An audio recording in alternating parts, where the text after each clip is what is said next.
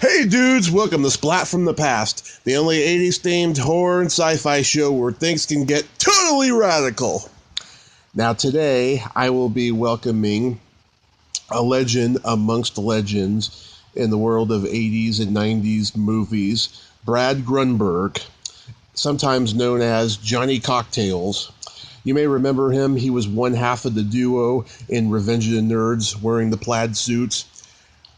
What did the Pink Panther say when he stepped on an ant? What did the Pink Panther say when he stepped on an ant? Dead ant, dead ant, dead ant, dead ant, dead ant. What's the dirtiest thing ever said on television? What is the dirtiest thing ever said on television? Ward, I think you were a little hard on the beaver last night. And I'm having him on the show today to talk about all of that stuff, about making that movie and coming up with that bit. And he was also in Mel Brooks movies towards the end of Mel Brooks' movie career. Life Stinks, Robin Hood Men in Tights, Dracula Dead and Loving It, the vastly underrated horror anthology movie Future Shock, and many, many others. Encyclopedia Brown. Oh, God, those are like my earliest memories of him. And I'm having him on the show today to talk about all that stuff. And it's going to be pretty friggin' awesome. So yeah, here is my interview with Brad Grunberg.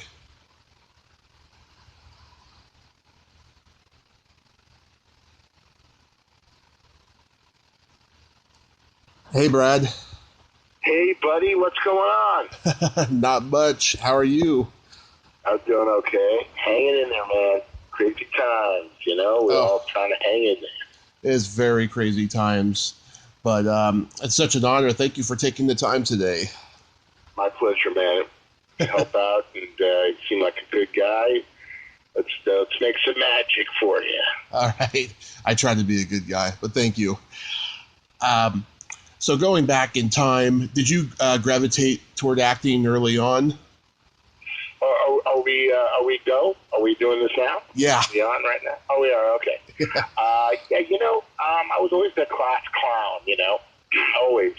Never thought of acting, but I was always making my friends laugh in the back of the class, getting in trouble. And it all happened basically when I got to the University of Arizona.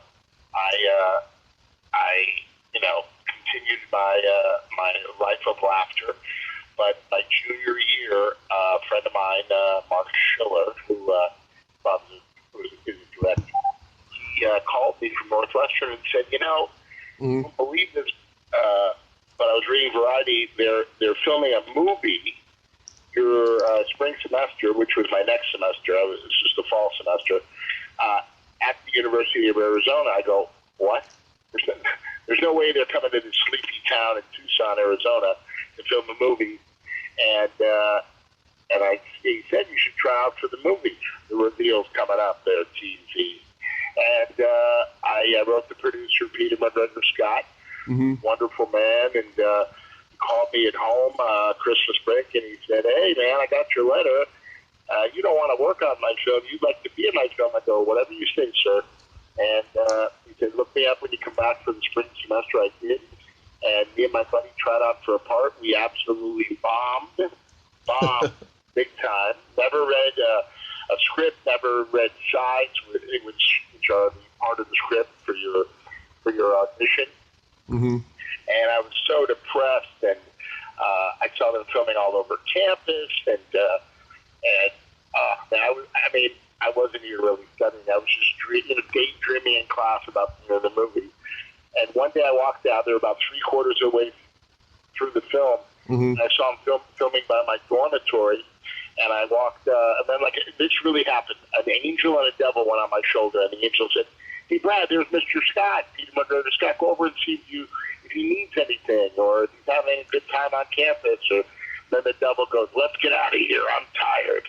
And then the angel goes, no, Brad, go, just say hello to him. Hey, you're a nice guy. And the devil goes, I'm hungry. And you're not getting shit, buddy. Let's go back to our dorm room. And I didn't listen to the devil. I walked up to him, and he goes, Brad, where you been? He goes, we're looking for you. Come up with some bad jokes, and I want you to meet the director on Thursday. And I did that with my buddy who did all the crazy antics on campus.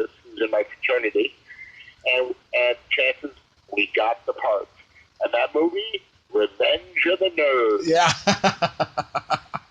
And it was the calling I was looking for because I was a business major, but I was kind of lost. I didn't know what I wanted to do in life, and that started me on this wonderful trip of show business and being an actor comedian to this day. Wow. So, oh, my God. So you were going to Arizona State where the film was shot. No, wait a minute. That's like saying Lyft and Uber. Wait a minute, buddy boy. Slow down. University of Arizona. University of Arizona, sorry. Come on, TG, get with the program. Okay, so you were going to the college and you happened to get in the movie. Now, you knew the other guy that was with you, Taylor Samuels. Correct. Taylor was a goofy guy like me. He was the only guy in my fraternity who would do the goofy things that I wanted to do. We were unofficial mascots at football and basketball games. We would dress up like Hare Krishnas. We dressed up like Madonna. We dressed up like clowns. We would just show up, and we were very controversial. We would do weird, wacky things. We didn't hurt anybody, but Tucson was such it still probably is a very conservative town. Yeah, a lot of elderly retirees there. So we did crazy stuff, and basically what happened was at the end of our fun, that we were at a basketball game, and they threw us out. Security threw us out. They said if we ever came back in costume, we would be arrested for trespassing. So that was a good thing. That was a good thing. So we kind of made our mark. We were called the Splat brothers. We dressed up as and that's what we played in the movie. Enter the Nerds. Yeah, the Splat brothers. We told bad jokes. Yeah, whatever happened to him? Taylor, I think he's serving 25 to life. No. Taylor's doing very well. I think he's retired. He did some wonderful things. He's kind of a visionary. He's a businessman, and he made some good business moves early on in his life, and that's what he tells me, that he's retired. So he's a good guy. I saw him at a reunion a couple of years ago, and nice to see him. Oh, that's good. Yeah. Was the scene between you two improvised at all? Basically, we just knew our lines. We knew our jokes. His joke was, what did the Pink Panther say when he stepped on an ant? Right. That ant. And mine was, what was the dirtiest thing ever done on television? Ward, I think you're a little hard on the beaver last night. Yeah. The young kids today wouldn't know what that is, but Leave It to Beaver was a TV show, and Beaver was the son. So, yeah, we know that's a little connotation for other things we call the beaver, if you know what I mean. Yeah. I hope it's family friendly for you. I don't know. No. Swear all you want. Okay. But no, I have been very blessed in my career. I'm 31 in, baby. 31. It's my 31st. Congratulations. Yeah, it's great. I can say one thing to your audiences. Find something you love. The money comes. Don't do things for the money. We're living in a real crazy world where, we got Uncle Lumpy Trumpy doing his thing. I got a good story about Uncle Lumpy. I got a great story. But the bottom line is, find your love in life. The money comes, because I know so many of my friends who have money and they're miserable. Yeah. Not find happiness. It really doesn't. It really doesn't. That is so true, yes. I remember on the DVD commentary for Revenge of the Nerds, the guys say that you both showed up to the premiere in tuxedos and had a limo. That's so true. Oh, really? Where is that? Maybe you could send me that link. I would love to see that. Yeah, well, it's funny. This is what we did. There was a cast and crew screening in Westwood. Mm-hmm. And just the actors came, in their regular clothes. It wasn't the big premiere, but it was cast and crew, and they made that into something. So we showed up in our plaid suits, mm-hmm. and all my friends were Secret Service agents, and we got a big limo, and we had cars on either side, and we came out, and one of my buddies came out and put a little piece of carpet down. not a big red carpet, just a little like a square piece of carpet for us to step on. We were like the stars of the movie. It was hilarious. Everybody was going crazy. Taylor and I sat back at Robert Carradine and Julie Montgomery, and they were crying, laughing. They thought it was the best thing ever. Because we had day player parts. So it was our first, entree into the business, and we wanted to make it special. Yeah. Memorable. Julia Montgomery's been on the podcast 5 times. She's a good friend. Oh, I love her. Oh, man.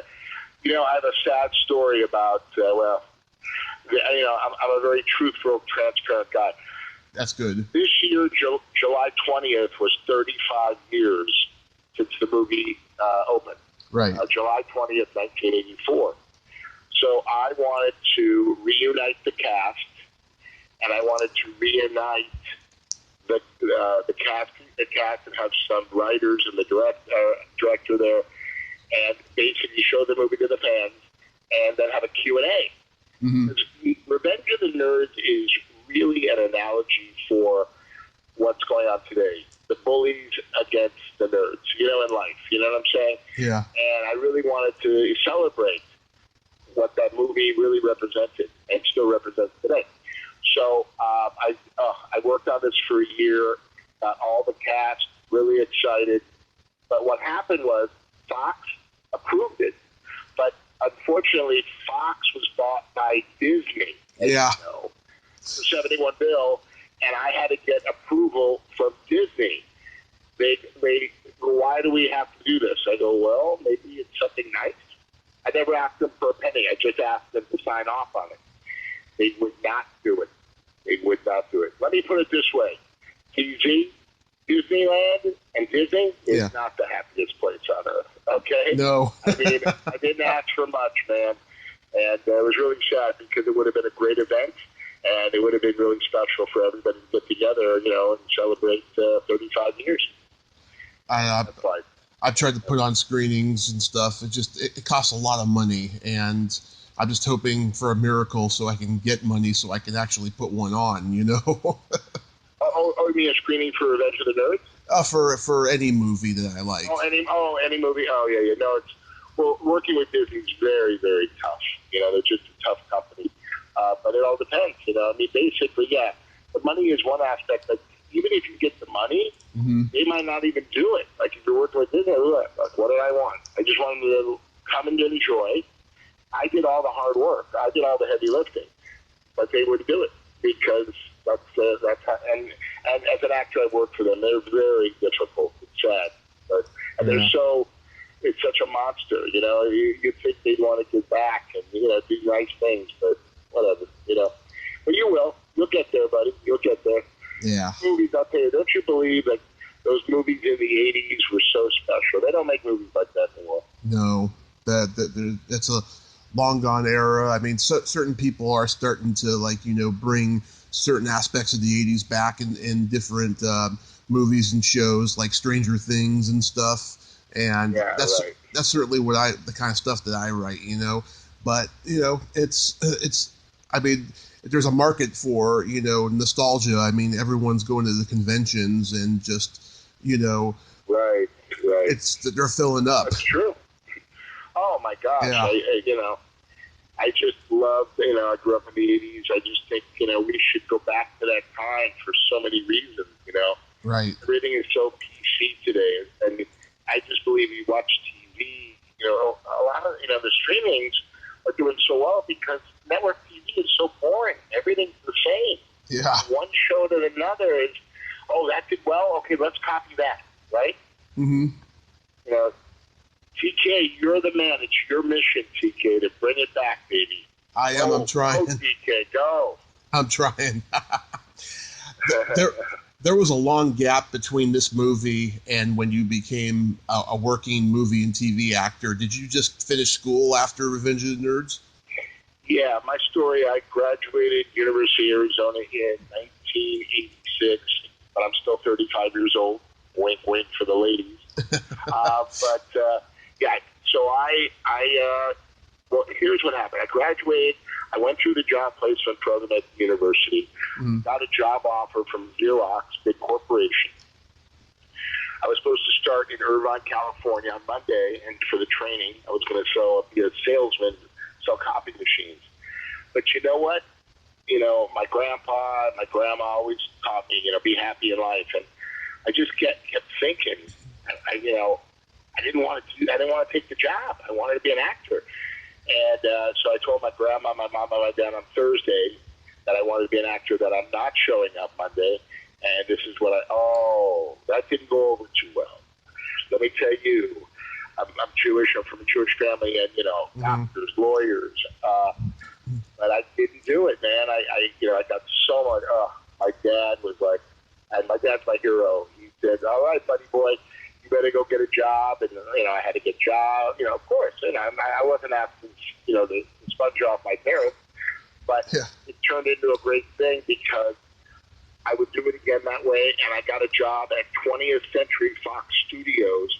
I was a waiter in the commissary where everybody ate. Everybody, stars, producers, directors, casting people, everybody. So I was this really funny, like, New York waiter, so to speak. I was the worst waiter, but I got the food to the table, and I made them laugh. Nice. Because of that, I still get work today. I met Mel Brooks in the commissary, and he gave me parts in 3 of his films. I auditioned for him and Anne Bancroft at the table with the writers, Steve Haberman and Rudy DeLuca, while I was serving them the food for Life Stinks, and I got the part. He gave me the line, I delivered it. Mel goes, "Not bad. What do you think, Ann?" I like him, and I got the part. Steve, he's been a guest on the podcast. He's a great guy. Oh, you got Mel Brooks? Oh, I'm trying to get Mel on my podcast. Mel is unbelievable. Is she unreal with his stories? Oh, my goodness. Oh, no, just Steve Haberman. Oh, you got Steve Haberman. Oh, I don't care about him. Anyway, no, I'm kidding. I'm joking. Steve Haberman, he really kind of discovered me with Rudy DeLuca because they really liked me when they would always eat lunch with Mel. Steve is the best. Oh, my God. Steve is the greatest. And his stories are great, how he met Mel on Young Frankenstein when he was going, screening Young Frankenstein when he was going to USC, and he was in the USC Film School. Right. Amazing, yeah. No, Steve's great. Love him. Yeah. Wow, that just must have been amazing to work with that comedy genius group. The scene that I had with him was I was the burrito eating bum. Yeah. And it was a long day because Jeffrey Tambor and Mel were doing this big dolly scene down the street in downtown LA. Now, Mel was probably, I would say, in his 60s back then. So he wrote it, he starred in it, and directed it, and produced it. Right. Oy vey. Mel is my hero, but he really is who he is on screen. He's a Meshuggah. He's a little crazy. That's Jewish. He's a little nuts, which is great. So he was freaking out because they were losing light and overtime and all this stuff. So my scene was last of the day. So it was just him and I. And when we rehearsed it, it was unbelievable. I'm looking into his blue eyes. I'm like, oh my fucking God, this is Mel fucking Brooks. Yeah. And I'm in a scene, just him and I. Wow. It was unbelievable. And the scene was really funny, and Mel liked my work, and it was unbelievable. We got through the day on time, and everything worked out. But the first time I worked with Uncle Mel was unbelievable. He directed me in Robin Hood Men in Tights with Hey Abbott. Hey Abbott. That was great. Thank you. And I was in Dracula Dead and Loving It. I was one of the interns, and we all fall around him when he takes out the intestines during the autopsy. Yeah. And it was great. I mean, listen, 3 films with Uncle Mel Brooks, nothing better, baby. Nothing. The comedy genius will always be. There'll never be another Mel. Ever. No. He's the best. I love him. 93, baby. He's going to outlive all of us. You watch. Mm-hmm. Yeah. God, he's that's great. But who's your all-time? Who do you love? What's your... even though he died about 2 years ago, Jerry Lewis was my guy. Oh, love Jerry Lewis. Oh my God, I love Jerry Lewis because my all-time greatest comedy stand-up is Don Rickles. Yes. I love him. He got no Don Rickles, love him and everything. And he was, oh my God, Don Rickles was the best. Just incredible man. And he was nothing like he was on stage. He was a very sweet man, like very unassuming, quiet. But when he got on stage, look out, baby. Yeah. Man had the quickest mind in all of comedy. Oh, I loved him. Yeah, he was the best. I loved him. And also Rodney Dangerfield. Oh, Rodney. Oh, by the way, do you ever get to L.A.? Do you ever get to Los Angeles? Right next to the iPic Theaters on Wilshire is this small cemetery where Marilyn Monroe is and Hugh Hefner. But Rodney's there. Don Knotts is there. Oh, my God. Wow. Got to go there. It's unbelievable. Oh, my God. All the legends. And I talked to some people who work there. They say that Don Knotts' stone is the best because on the front of the stone are pictures of him in character as Barney Fife, Ralph Furley of Three's Company. Oh, my gosh. I mean, so when you go to pay your respects, you get to look at him and really enjoy what he left behind. You know, that legacy of amazing characters. Oh. Ralph Furley was the best. Oh, Don Knotts. Oh, God. I'm supposed to go next month, so I'll go check it out. Definitely. Yeah, look it up. I think it's called the Pierce Brothers Forever Cemetery. It's where Marilyn Monroe is. That's where okay. They just had her birthday, and every time you go to her, she's in the wall in a crypt outside next to Hugh Hefner. There's lipstick. People kiss her. Lipstick marks on her stone. It's fascinating. Nice. It's a really beautiful place. Really beautiful place there. Nice.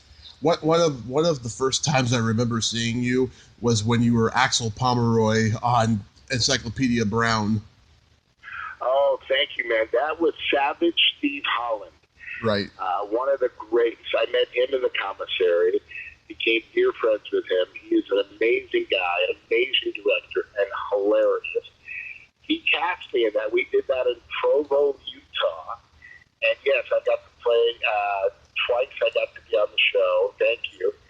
And Axel Pomeroy, man. Yep. Oh my God, it was crazy. I got to work with another comedy ledge, Taylor Negron. Taylor Negron was great. Oh, love him. In Fast Times at Ridgemont High. Don't get me started on Fast Times, man. That's my all-time fave. Yeah. And Taylor was the best. Man, he rest easy. I miss him.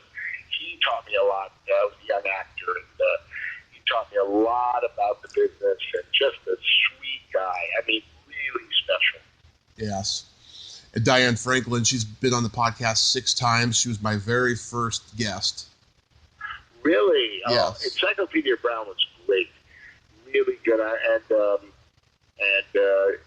really a fun show, and way ahead of its time. It should have went on for many years, but the producer had some sort of rights problem. I don't know, some fight happened with HBO or something, because I love that show. Oh, was it great or what? Oh, my God. That was wonderful, yes. And I interviewed the guy who played Chief Brown, Bruno Marcattoli. Oh, I know Bruno, the great Bruno Marcattoli. Oh, my God. I love that scene I did with him. Good night, Mr. Pomeroy. Yeah. with the helicopters, you know. Yeah. Bruno had a great gig, man. He did every episode, you know. Yeah. Yeah. Bruno's a good guy. I like Bruno. Let me tell you, occasionally on this podcast, I run into a guest who is extremely bitter. Bruno, takes the cake on bitterness. I'll tell you. Oh yeah, don't get started with Bruno on the business and being bitter and angry. Yeah. Yeah. I tried to help Bruno with that because I'm friends with him. Yeah. So Bruno, no one owes you anything, Bruno. Exactly. Bruno, welcome to the world. Stop feeling sorry for you. And by the way, not a bad actor. No. A likable guy. Oh, but he was his worst enemy. Yeah. Bruno, no one cares. Cry yourself a river, buddy. Get in line. Welcome to show business, baby. Right? Right. Yeah, that was sad. No, that was one part I didn't like about him, because I like upbeat people. I like positive energy, and Bruno was Donnie Downer, right? Right. Oh my God. Yeah. I hope he's doing well, wherever Bruno is right now. Hope Bruno's listening. Bruno! Yeah, I mean, he was a nice guy, but, you know, there was a lot of sour grapes there in certain things. Oh, you have no idea. Oh, I heard. But he had nothing but good things to say about his experience on Encyclopedia Brown. Oh, no, it was great. He was so lucky, too. He, working with Savage, you should try to get Savage Steve Holland on. I've been looking for him. I can't find him anywhere. Yeah, I think he's in the witness protection program. No, he's right. I think if you go through his agents, I think he's with APA, you can find him. Mm-hmm. Yeah, he's a great guy. I love Savage. I have a couple of scripts I want to do with him. Savage is amazing. Oh, my God. I mean, the actor's director, friend director, he just makes it so much fun when you work with him. Amazing. Because as I told you, I met him in the commissary. He'd always order shrimp cocktail, and I would always load it up. Like, shrimp, I think you're only supposed to put like 6 shrimp there. Yeah. I loaded it. I gave him like 15 shrimp for free because I loved him so much. Like, he treated everybody. One thing about life, because when you treat people the same, like the way you treat a waiter, a Lyft driver, a service person. Yes. And that's the real person. And I'll be honest, I got a shout out to Rupert Murdoch, who owned Fox. Every time I waited on him, please and thank you. Every single time. Oh, that's great. And he never had to. People say he got money and power. You snap your fingers. But Rupert, absolutely a gentleman, and treated us all really special. It was nice. Oh, that's so great. Yeah. So then you did the cult classic Meatballs 4. Oh, with Bobby Logan. Bobby Logan, great. Another comedy genius. He wrote that, and I mean, it was great because we just had a connection when I went to read for the part. I got to work with... people can say what they want about Corey Feldman. Mm-hmm. I loved him. He taught me so much about being an actor. Corey Feldman is the best. It was great. I have an incredible story that I really haven't shared with a lot of people. Would you like to hear it? Oh, of course. And I can get a little blue. Can I go over the line here a little bit? Anything you want, Brad. Anything. Okay. So I worked with Corey, and we were on our last scene. And as you know, Christy Tom, the Playboy Playmate, was she was in the movie as my love interest. So in the last part of the movie, Corey says goodbye to us. We get on the bus. It's like, oh, I ended up with her. My character, Victor Thickhead. So great crew. We're in Bass Lake, California, where they filmed The Great Outdoors with another one of my favorite comedy actor of all time, John Candy. Oh, yeah. Loved him. And I got to meet him. I'll say that story if you'd like. And basically, the camera was on Corey, so he says, goodbye, guys. Oh, my God. And the line was, careful. I hope your mom likes you. I know your dad will, something like that. Then they turned when we did our scene, then they turn around, and the Corey says to when the camera was down, he goes, "Come on, Christy, give Brad a real kiss. Come on, man." And I go, "Come on, we're professionals. She just gives me a kiss on the cheek." Okay, the camera's on Corey. Just to mess with him, she sticks her tongue down my throat. I am making out with a Playboy Playmate. She totally took me off guard. Corey is going crazy, okay? Mm-hmm. And then, so at the time, she was dating Sylvester Stallone. Wow. Okay? Yeah. Okay, yeah. So she's sticking her tongue down my throat. So a crew guy, and I'm like, oh my God. I'm like, in my early 20s, I'm like, this is unbelievable. This girl is unreal. She's hot, sweet, nice. So then a crew guy comes up to me and whispers in my ear. He goes, "How was that, Brad?" I go, "Are you kidding me? How did it look?" He goes, "Yeah, but I just want to let you know something. Stallone was up here last week, and she was giving him fellatio. God, that's and awesome. I walk away. I go, "Thanks a lot, pal." So I guess Stallone and I have something in common. But it was hilarious. It was hilarious. So I was like, but you know what? If I knew that before, I'd still let her kiss me. You know what I'm saying? But Christy, if you're listening, I love you. I love Christy Tom. Oh my God, the best. Yeah. I've been so lucky to work with such great people. I mean, I've been like, and like John Candy, I was a warm-up for like 10 years. I was a warm-up comedian. Mm-hmm. You know, like before a live show starts, a comedian comes out, tells jokes, keeps you in the storyline, all that stuff. So I was working on a show with Dave Thomas, another great legend from Second City. And John Candy was a guest on it, and I was warming up the audience, and I give all these gag gifts away from a 99-cent store, all sorts of stuff. And I gave some to John, and John grabs the mic and says, "Ladies and gentlemen, I just want to let you know, I've been in this business a long time. I have never seen a funnier guy do this than this guy right here." What? What did you just say? I was like, what? And every time I saw John Candy after I knew my name, he gave me a hug. And it was unbelievable. You know, we lost him way too soon. What a guy. Yeah. But I love John Candy. Planes, Trains, and Automobiles. Oh, my God. Right? Stripes. Oh, Splash. Man, Uncle Buck. Yeah. I mean, I miss him. I missed him so much. But I have been very, very blessed. Working in the commissary, I was in the pilot of NYPD Blue. Mm-hmm. Stephen Bochco made Rest Easy.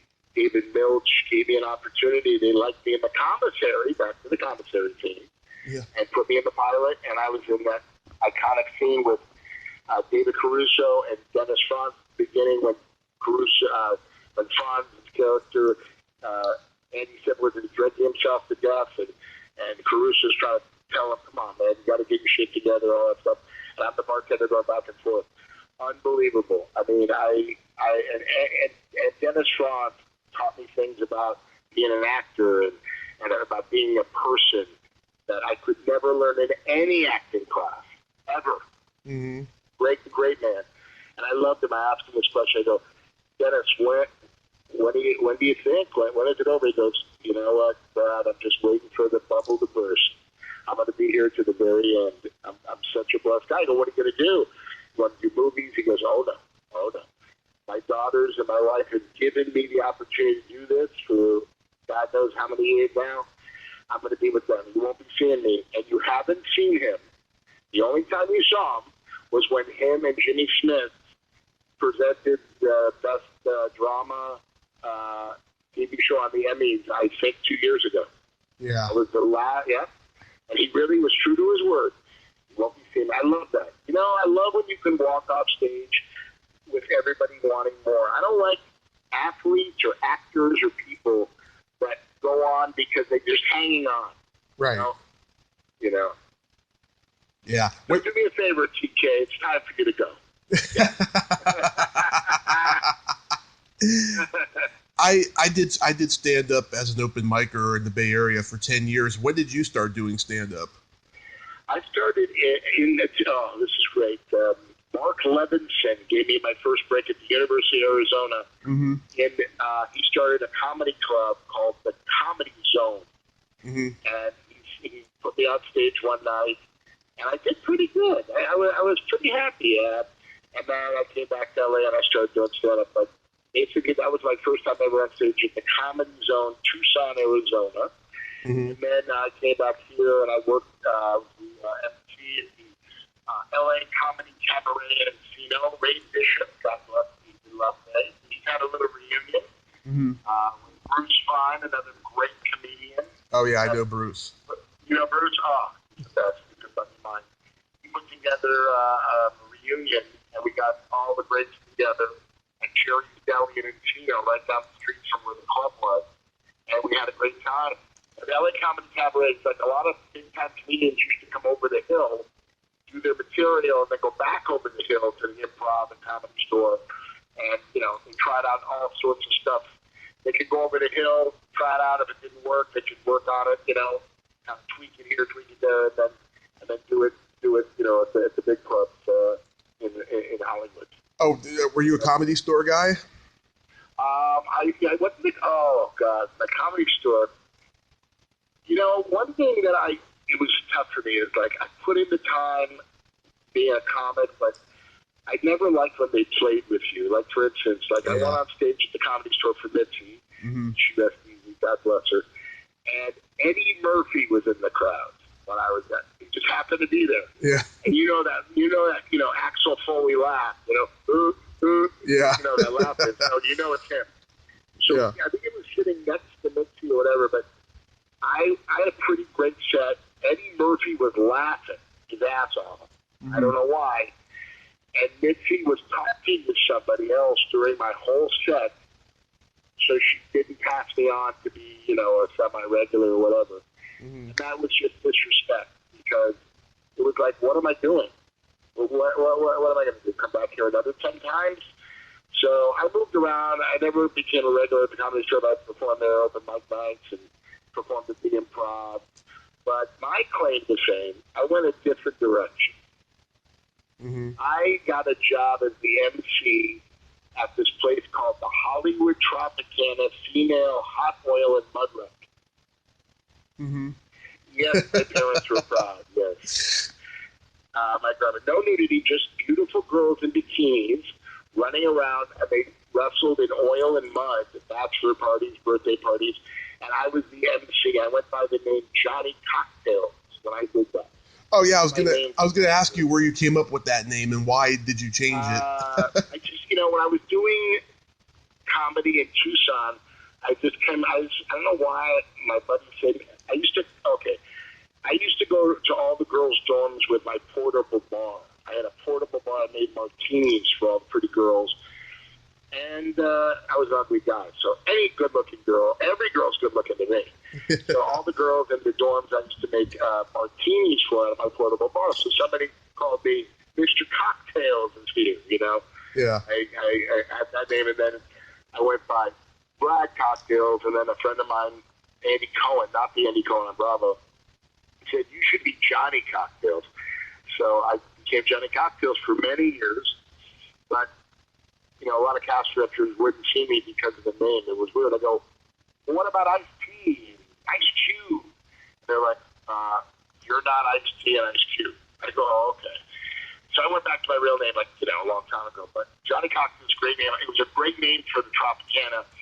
And every big star, rock star, superstar used to come in there because that was like the first and best strip club in Hollywood. And it was different because there was no nudity.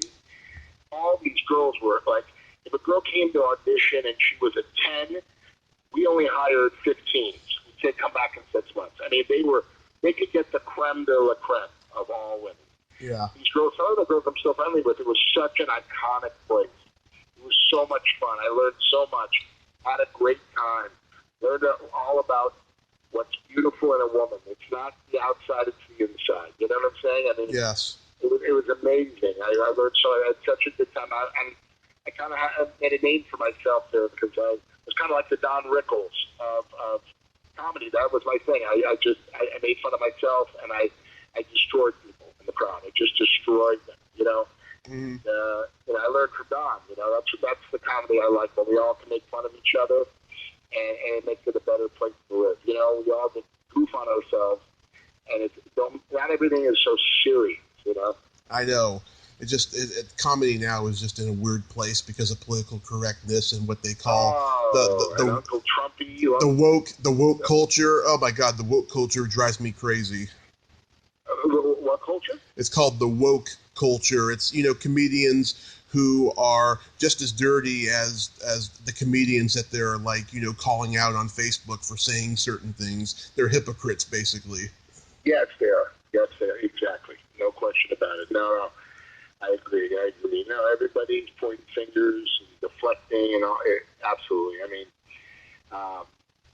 unbelievable. And by the way, I got to tell you my Uncle Lumpy. So I was in this movie called Striptease with Demi Moore. Yeah. In L.A., I took my 90-year-old Jewish grandmother to the L.A. premiere. The movie I worked at, the Eager Beaver, so they made me these jerseys. So they let me keep them. So I put one on me and one on my grandma. So we had a great time. But in the New York premiere, I took my buddy James Commissar. You should interview him. He is the foremost TV memorabilia collector in the world. Huh. He has every piece of TV memorabilia. He's amazing. Incredible guy, gives back, and he has found things that you wouldn't imagine. I mean, his claim to fame, one of the big ones, is he found the Cowardly Lion from The Wizard of Oz. This is a movie piece in the back of some guy's garage in a garbage bag. Literally bought it from him and brought it back to life. Unbelievable. The Cowardly Lion outfit from The Wizard of Oz. But he has got all sorts. James Commissar, amazing guy. Look him up. Try to get him on your show. Okay. Really special guy. So I took him. He's one of my best friends. Took him to the New York premiere, and we're standing there. And as you know, they show the movie, and then they have a big party after. We're at Rockefeller Center, the Rainbow Room, a very famous place. Marla Maples looks at me and goes, Brad! Runs over. I've never met her before in my life. Sweetest woman, nicest woman. She said, "You're great in the movie. Congratulations. It's going to be great." And my friend James is looking at me like, "What the fuck? This is unbelievable." And Donald Trump is standing right next to her, of course. It's her husband. So she says, "I want you to meet my husband, Donald Trump." I go, "Okay." So, "Mr. Trump, nice to meet you." And I stick out my hand. And I'm looking him in the eye. He's not looking. He won't look at me. He will not look at me. He's looking around me, behind me, trying to see who's looking at him. So just to get me out of his face, he doesn't shake my hand. He grabs my 2 index fingers and gives it a little tug. Okay? Mm-hmm. And he walks away, and my buddy goes, "What the fuck was that?" I go, "I don't know." He goes, "How do you feel?" I go, "Dirty. I want to take a shower." And then just between us girls, TK, little tiny hands.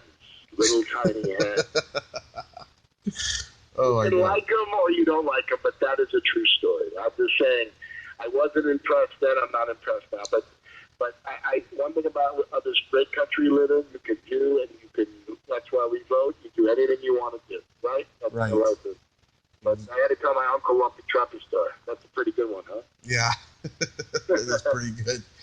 Do you have any good stories about making Miracle Beach? Oh, Miracle Beach, man. Oh, wow. Yeah, Miracle Beach. It was so much fun. Dean Cain was in that. Yeah. Superman. And then Dean Cameron. Alexis Arquette, may rest in peace. Great guy, man. He was really funny. Yeah. He was really funny. I had a great time on that movie. It was Dean Cameron. Oh, my God. Yeah. He was great. And I played, Mac the bartender, and it was just great. What's great about that movie is I got to have my grandmother in the movie. Mm-hmm. There was a scene where they're dancing on the beach, and my grandma, I brought my, I think at the time, 80-something-year-old grandma to be in the movie. She was dancing on the beach. It was hilarious. And it was like 3 in the morning. My grandma, and I bribed her. I go, "Nanny, if you do this for me, I will take you to Reuben's Prime Rib," because she loved Reuben's Prime Rib at Universal City or in Marinda, because she liked the deal, Yeah. All $15.99, bread, salad, dessert, no tip. I go, "Nanny, I have to tip the guy. No tip." But my grandma was in that movie with me, so it's pretty cool. And I got a couple of my friends. There's another Screen Actors Guild cards on that. I helped people out on that movie. I did the producer, great guy, the Brad Grunberg, Steve Stabler, and Brad Jenkle, and Chad Oman. Big producers now.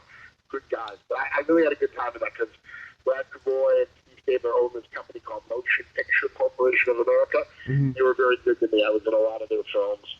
It was really cool. I had a great time.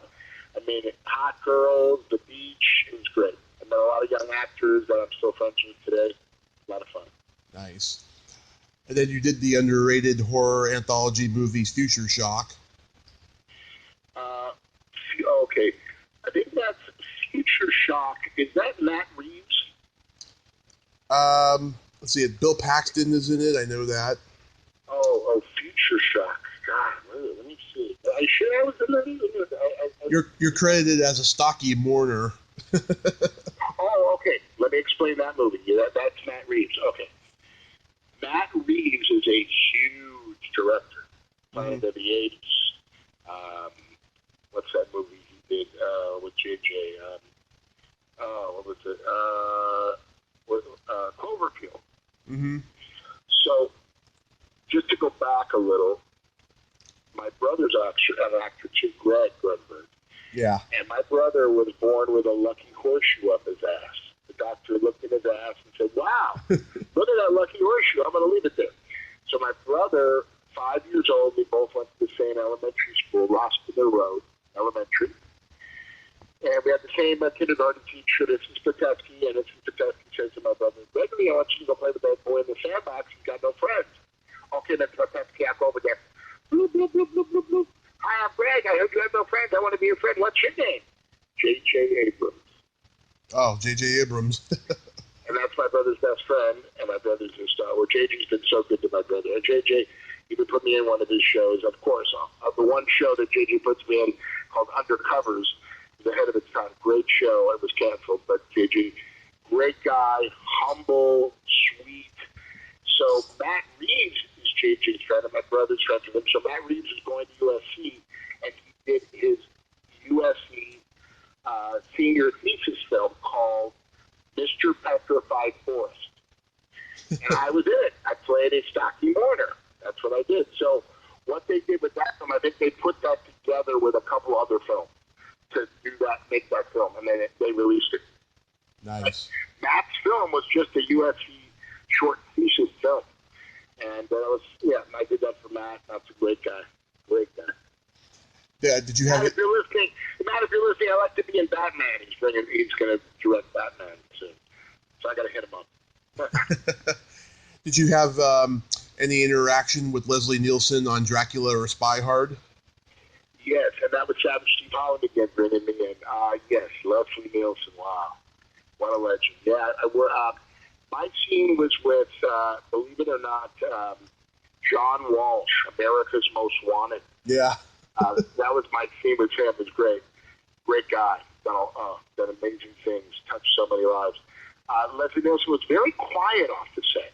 Believe it or not. Very quiet to himself, but such a genius. And it was great. I mean, Leslie Nielsen, my God, Naked Gun, all those, amazing, right? I mean, I watched him.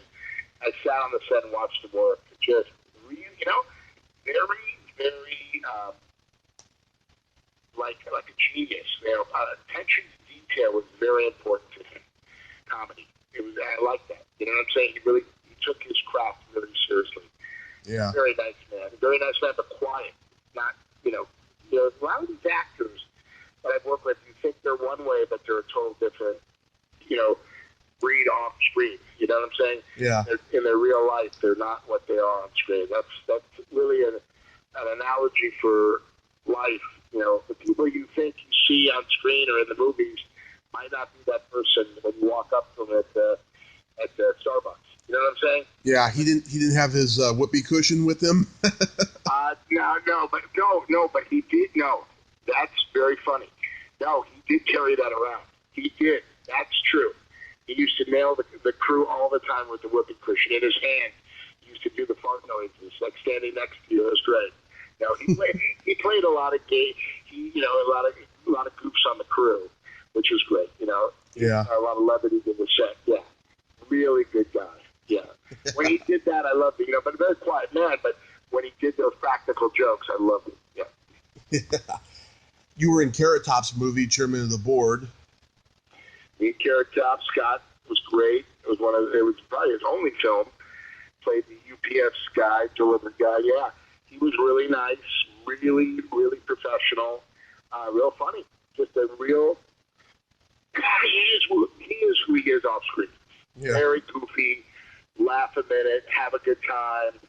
Doesn't take himself seriously. Really respected him. And bumped into him a couple times since that film. Really nice, remembers who I am. Very cool. Nice. Did you like working with Sam Raimi on Spider-Man? Oh, man. that was incredible because, first of all, Sam Raimi loved Alfred Hitchcock. Mm-hmm. And Alfred Hitchcock used to always wear a suit as a director all the time, every day. Sam Raimi, a suit every day. I worked with him 2 days, and he was great. He kind of let me do what I wanted to do. He wanted me to do it a certain way. Then he said, "Whatever you want, Brad, let's go." Real cool. You know, I was like, I think they were filming. They had 2 cameras going, A and B, but he was still directing me from the A camera because I was out. I was filmed at Sony in the same. Oh, this is great. Ready for this? Yeah. I was in the same stage at Sony, which used to be MGM, where they filmed The Wizard of Oz. Yep. In Culver City. The same stage they filmed Rocky, the final scene with Apollo Creed, that last scene, the last fight. Right. It's stage, I think, number 30 or 20, the biggest stage on the lot. And we filmed, of course, that wrestling scene with Tobey Maguire there. And Tobey Maguire, oh my God, is he funny. So I'm in the makeup trailer, and I said, Toby, he's a pretty quiet guy too, but I said, Toby, I just talk to anybody.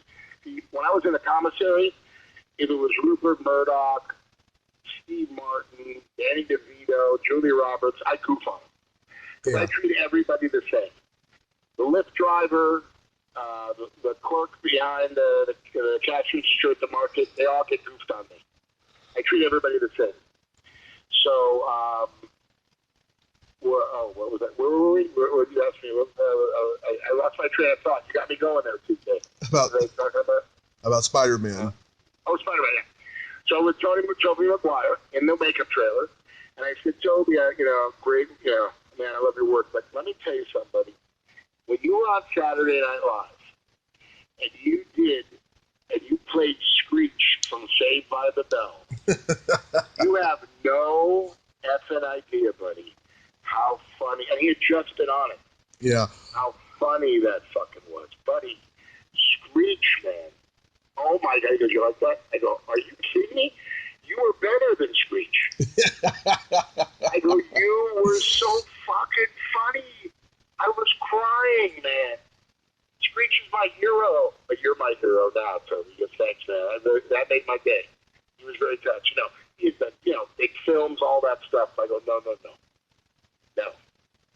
Not Spider-Man, no. Screech on Saturday Night Live, and he loved it.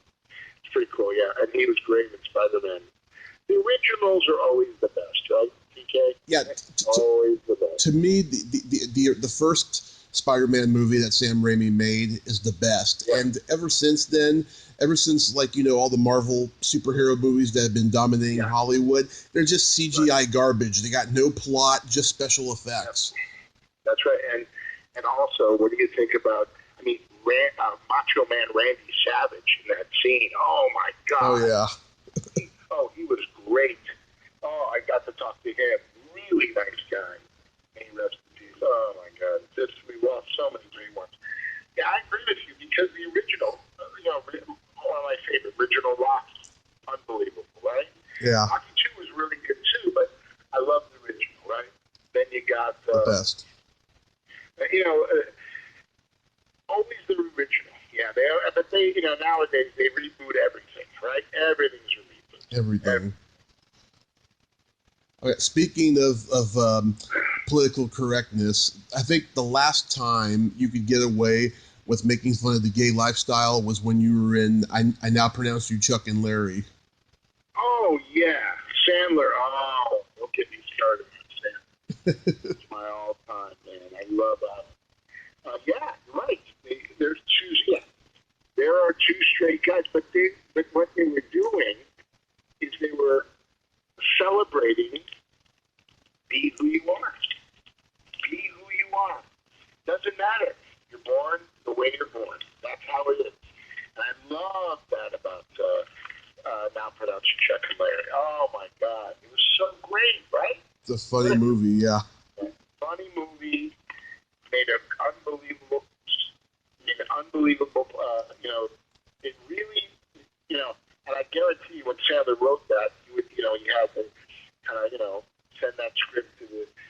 gay and lesbian, what is it called? Transgender, Transgender, yeah. To get their approval because, I understand. No, I think we gotta, everybody's gotta calm the fuck down, right? And Right. just realize we're all in this together, but there's so much hate. That's what I can't stand now. With all this tragedy going on, everybody calm the fuck down. Let's just all get along and be happy. I mean, my God, we're in this together. We're Americans, right? Right. I mean, it's sad it starts at the top, but yeah.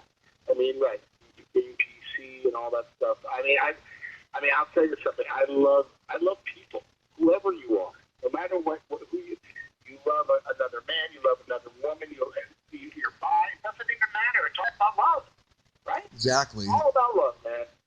But yeah, that was a great movie, and it was so much fun. I got to work with Kevin James and Sandler, and oh my God, that scene took forever. The stuntmen rolling down the stairs. Oh, crazy, great. Adam Sandler's been so good to me. He put me in 4 or 5 films. I love the guy. If you lined up 10 Adam Sandlers, you could never pick him out. He never talks about himself. He always asks you how you're doing, and he's just a sweet guy, man. And you know what I love? When somebody is so successful, no matter what they're doing, if they're in show business, whatever business, whatever they're doing in life, when they're so humble and so sweet and so nice, you applaud their success. You're so happy that they're successful because they deserve it, Yeah, I've been so lucky with all the people I've met. Oh, I can imagine, man. You've interviewed some legends. Oh yeah, I mean. I'm talking to a legend right now. You. Thanks. Don't think I'm quite there yet, but thank you. You're happy, right? I'm getting there. Okay, man. Just get happy because that's what life's about. We all go through ups and downs, man. But your health is your wealth. I have a lot of people that I know now going through a lot of tough times. Every day, my dad always taught me. My dad's 87 years old, and he said, every day is a brand new day. Clean slate. So if you had a bad day today, tomorrow's brand new. And it's happened to me where things are really bad and overnight things change. It happens. Mm-hmm. You've got to have a good outlook and be nice to people around you and good things. If you're a bully and you're a bad person and you're selfish and you have an ego, trust me, karma is real. I just let your audience know karma is real. It is. It sure is. I've been so lucky the last few years because I was going through some hard times. I had a car accident about 4 years ago, and are you okay? Are you all right now? Oh yeah, but it was pretty bad, and it's such a short amount of time. I've just been so lucky. Hey man, life is short. You just said it. Life is short. Whatever. Get bad people out of your life. You are a product of your environment. You hang out with losers, you become a loser. You hang out with bad people, you are a bad person. Right. That's how life is. It really is. Get all the badness out. Get all the badness, craziness, dreck out of your life. Just get them out. Because in the end, they're not going to bring you up. They're only going to bring you down. Exactly. Yeah. Exactly. Good. I'm glad. Good. You're a good guy, man. Good for you. Things are better than they were 4 years ago, right? They sure were. They sure are. Good. You're a lot of blessings. Okay, man. Hope it continues for you. Do me a favor. Never call me again. Okay? Anyway. I wanted to ask you something. Oh, my God. I saw this. I found this on YouTube, and I couldn't believe it. You were a contestant on Love Connection? Oh, you're kidding me. I can... if you go to my... okay. You go to my YouTube at DGrunny, DGRUNNY. Mm-hmm. You can watch the episode, okay? I saw it, yeah. I was on Love Connection and the dating game. Oh, I didn't see that one. I got to see that one, too. Yeah, that's on my YouTube channel. With Elaine Joyce. How's that from Tattletales? Bobby Van. I'm going way back. Wow. Way back to the wall. I was on Love Connection. The way that story goes, I was going to the University of Arizona. Mm-hmm. My fraternity brother said to me, "Come on, Grunny, why don't you go on Love Connection?" I go, "What? Is that a dare? You'll never get on." Now, you had to be 23 to be on. Mm-hmm. So I went back Christmas break, and I found out where you go to, be on the show. Right. And I went through jumped through all the hoops. Then you have to show your ID. So I had a fake ID. The guy just brushed right by it. He just wanted to see my picture. So I was like 19. And then they called me around spring break. We want you on the show. And I went on the show, and I went back to do. I flew back to go on the date. I went on the date. Then you're on the show, like weeks later. So you go on the date. And remember, there's no back then. There's no cell phones and all that stuff. So basically, we go on the show, just talk about a date. And what happens is after you go on the date, they interview her. They interview me. If they see that the date didn't work, when you go on the show, they go, "Chuck's going to ask you this. Remember I asked you this question? Well, this is the way you answered in your interview. You answered the same way." So when she answered the same way, we got in a fight. They try to build conflict. Right. How that, conflict is what TV is all about, right? Right. If there's not a bad guy or a bad woman, there's no show, right? Right. Even the Brady Bunch, my favorite show of all time, had bad guys, but in the end, it all worked out. But yeah, it was legendary. My Love Connection goes down in history. It's a classic. She tried to play me, and she lost in the end. Trust me, I was like shocked because I was gonna say all nice things about her because I didn't want her to look bad on national TV. But she didn't want that with me. Oh boy, it was crazy. You watch the show. Yeah. Your audience, go on there and watch it. It's hilarious. I watched. And the reason I went on was because I wanted to get some tape on myself because I was thinking about being the actor. Right. And my fraternity brothers, they gave me that challenge. I said, "Oh, what are you kidding me? Come on, what are you talking to here? Let's do this." So it all worked out. Yeah, it's a good one. Yeah. That and the dating game. I went on the dating game twice. And the dating game, I won. Wow. I didn't want to win because I just wanted to continue to go on and not win just to get more tape on myself. But she picked me. Oh, that's another classic. Check it out on @Grunny on my YouTube channel. Pretty cool. I will. I was reading the comments of that Love Connection. Oh my God, they were so angry. They're like, this guy's a coked up misogynist. I'm glad he didn't win. I love that. Oh yeah, trust me. If they're calling me a coked up misogynist, at least they watched the episode, right? I got a reaction out of them. Yay! And it's so funny. My buddy James Commissar, who I gotta put you in touch with him. Okay. He would be great on your show. He was a comedy writer before he got into the memorabilia. So we sat down and wrote some lines and some bits that I used on the show with Chuck. Chuck was great. And funny enough, Chuck's daughter, Kitty Woolery, was going to the University of Arizona at the same time I was. Oh. And I invited her to the big party. She came to the party at my fraternity when we watched the episode. And I pulled her aside and I go, "Your dad's the greatest." And she goes, "Let me tell you something. My dad doesn't really talk about a lot of episodes. He talked about your episode a lot. My dad loves you." It was pretty cool. Oh, that's great. Yeah, I mean, when you say you've been blessed, I've been blessed, man. I mean, I'm not the biggest star in the world, but I've had a real solid career. I've been lucky. I've had over 106 credits to my name. I'm still working as an actor. I work with some of the greats. I mean, acting is one of those things. There's only a very small percentage that become Tom Cruise. You know what I'm saying? Yeah. But now with social media, a lot of people have an opportunity to show their talent in other ways, which is great. I love it, Mm-hmm. And but again, I've been doing. If I had to do it all over again, I'd do it the same way. We all make mistakes. I'd probably correct those mistakes. But you know what? It made me who I am today. And I'll tell you something. I'm so damn happy that I'm still lucky enough to do what I love to do. That's the best part. That's the best part. Because I know so many people that they hate their job, they hate what they're doing. Change. Make changes. I know some people are scared of change, but change is good.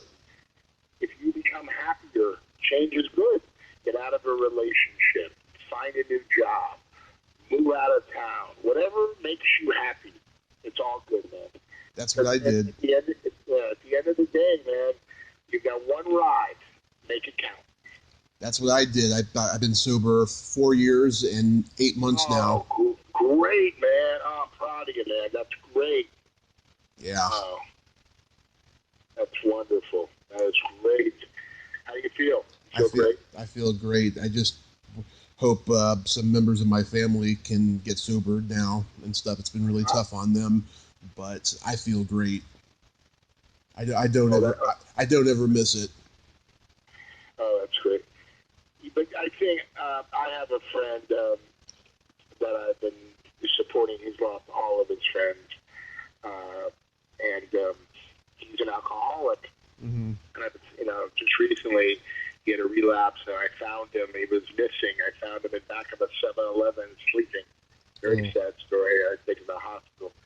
But don't you agree? And I'm not a psychiatrist, psychologist, therapist, but when you drink or do drugs, there's a deep-rooted issue there that you're numbing.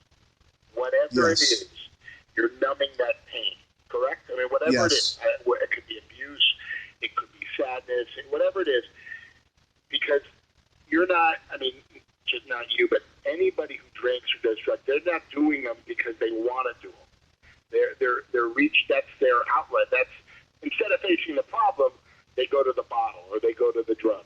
Is that kind of true? It is very true. I can't think of another reason why people would want to drink, because alcohol in general tastes nasty and you get a really nasty hangover the next day. Right. It does taste. I partied in college. I drank a lot. I do. But people think, I'm gonna get fucked up. Let's do this, right? Yeah.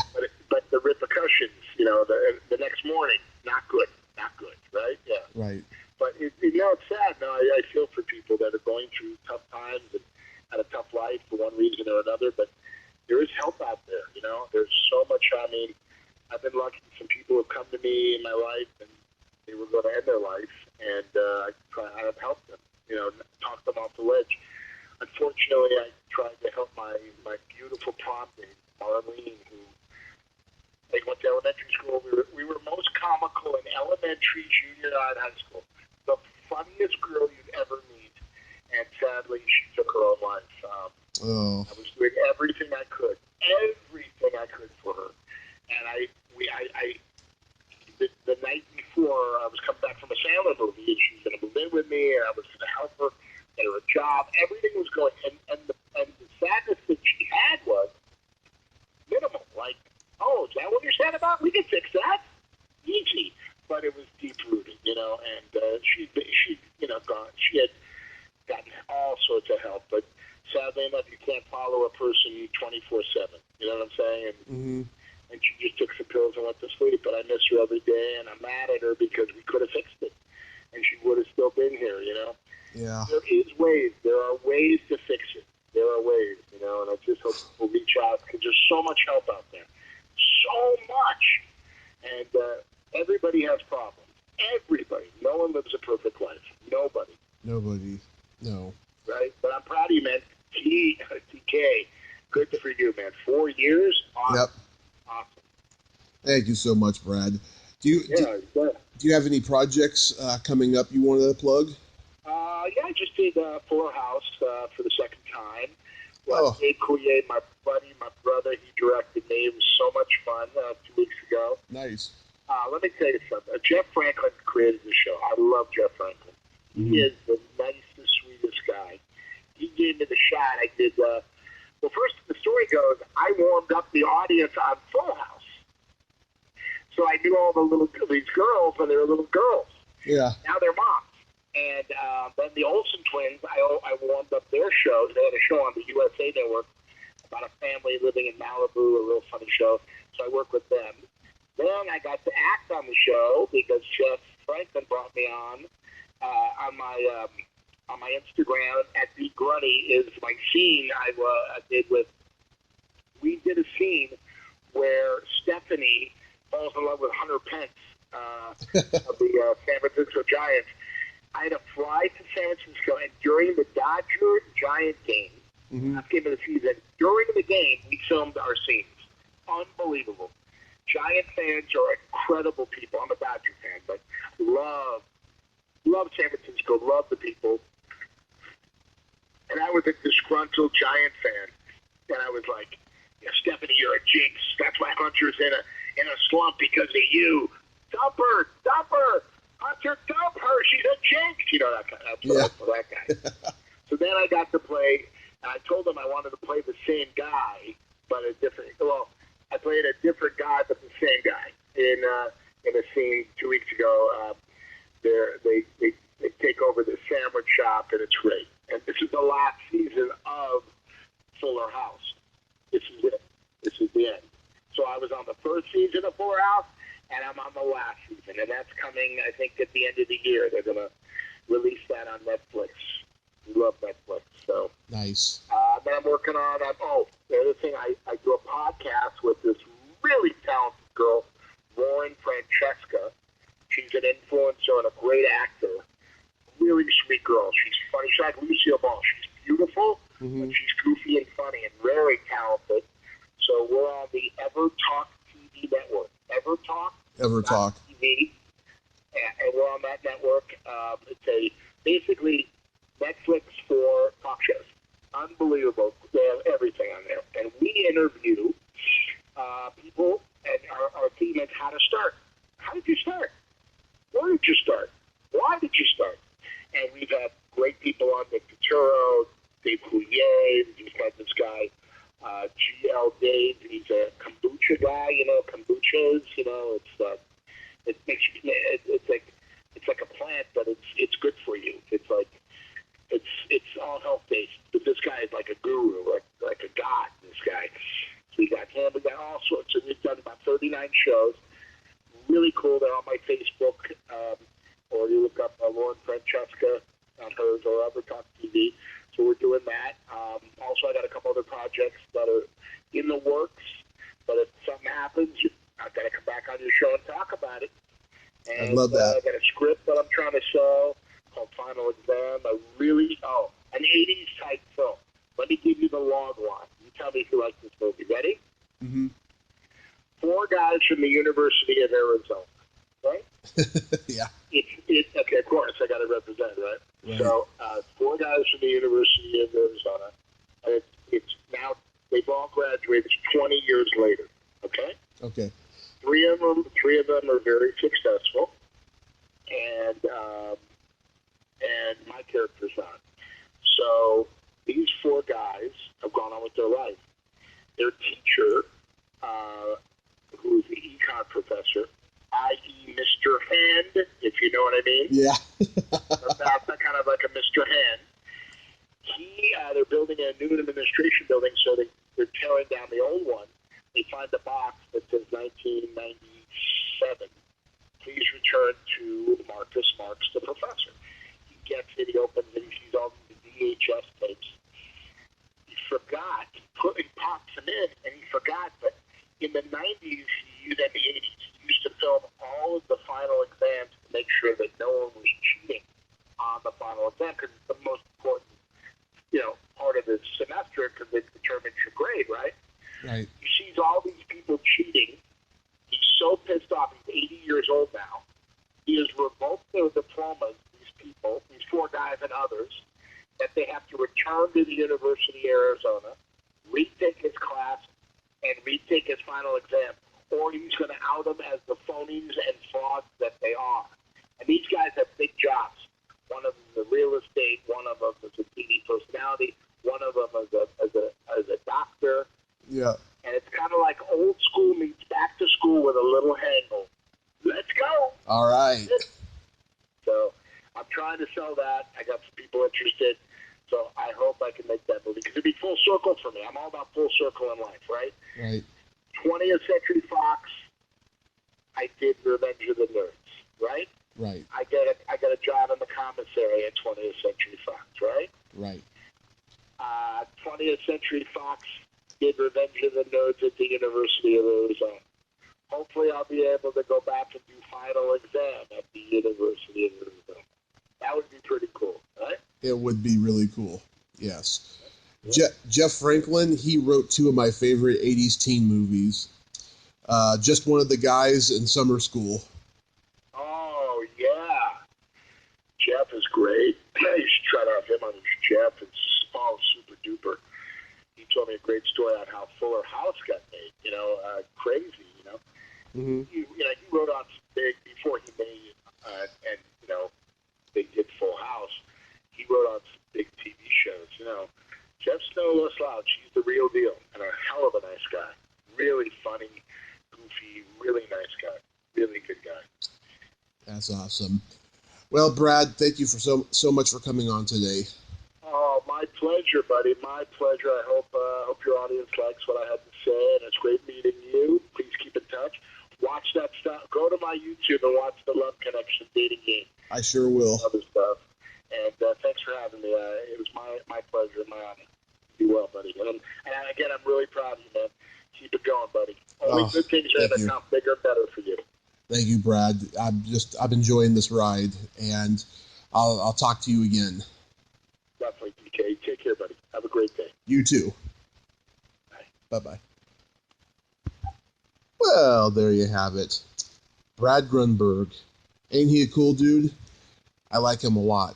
Funny guy, talented guy, blessed guy. The three, there's no first, letter that matches, but he's a guy nevertheless, and a cool guy. If you like this video, everyone, please subscribe to my YouTube channel, add me as a friend on Facebook, join my Tommy Kovac comedian page on Facebook, follow me on Twitter and Instagram, and all that fun stuff. Well, that's all time we have this week on Splat from the Past. Until next time, this is Tommy Throwback Kovac saying, there's no shame in living in the past, because the present sucks. Later, dudes.